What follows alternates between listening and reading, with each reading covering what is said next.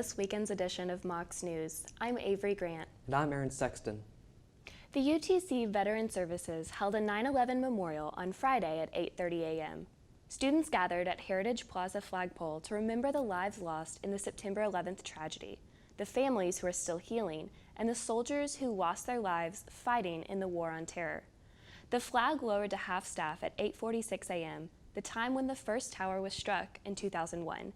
Coordinator of Student Veteran Services, Joe Byram, explains that as more years go by, it becomes more important to hold the memorial service so that the event will not be forgotten.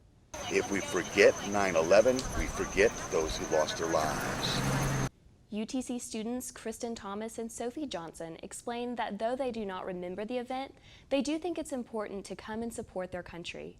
I don't remember the exact moment, to be honest, because I was 5, but I was in kindergarten, and I remember the ceremony that we had a year later at my elementary school to commemorate it.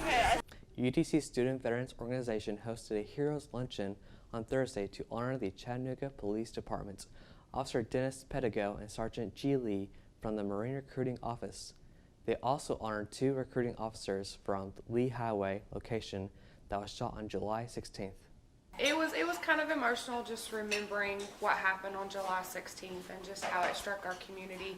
But it was an honor to have Officer Pedigo and Sergeant Sheely here with us, and just to be able to honor the Chattanooga Police Department and their quick reaction and everything that they did for us that day.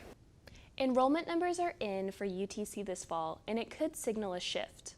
The number in the freshman class is down by about 250 students, mainly because of Tennessee Promise. That program offers free tuition to community college incoming freshmen. However, the number of transfer students are on the rise. University officials say they will see how this impacts the campus. Construction is on track for new buildings on campus. One of the biggest will be the new dorm that will be built on the site of the old racquetball courts next to the McKenzie Arena. And this is what it will look like.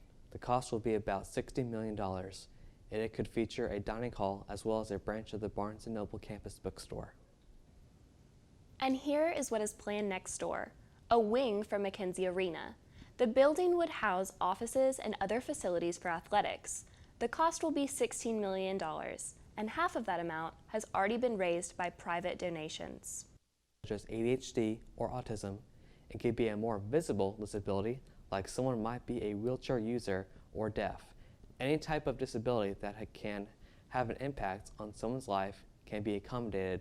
There is even a program specifically for students on the autism spectrum called Mosaic. Mosaic is a comprehensive program for students on the autism spectrum.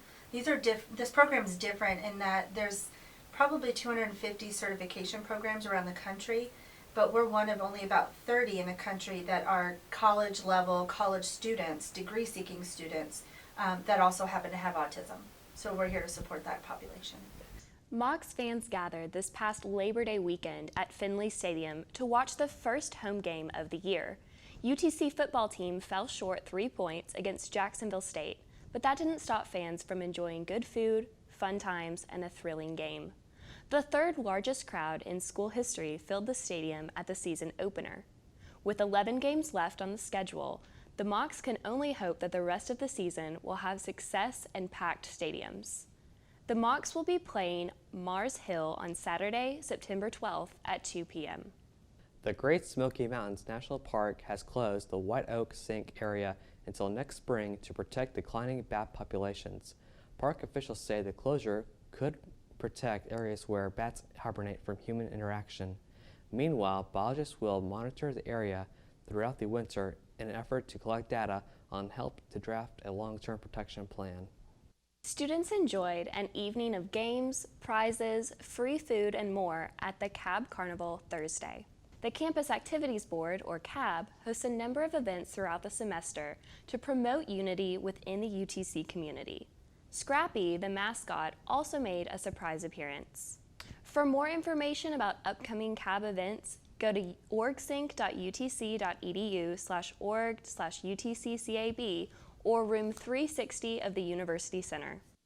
This semester, expect to see more furry friends on campus. A yellow lab named Gunner visited last Thursday and received a lot of love from stressed out students. The visits are part of the HABIT program, or Human-Animal Bond in Tennessee, which is part of UT Knoxville's College of Veterinary Medicine. Chantel Sworen says why these visits are important. Are that A, college is stressful. I mean, it just is. And B, it's stressful to be away from your family pet. So often, our students who are living in the dorms have had to say goodbye to their furry friend at home. So it's nice to get a little puppy loving in there just to ease you over while you're away from home. The next visit is September 17th from 10:30 to 11:30 a.m.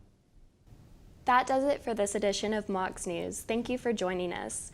Check out our uploaded videos throughout the week on YouTube. We air on UTC TV channel and Housing Channel 2.1, so tune in and have a great weekend from all of us here at Mocs News.